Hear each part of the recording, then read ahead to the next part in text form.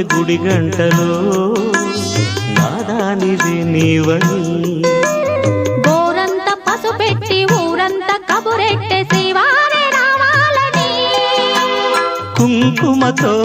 కుశలమని పారాణే పదిలమని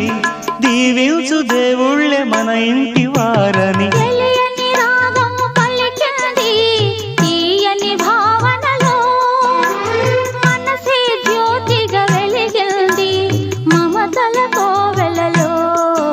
ఈ మమతల కోవెలలో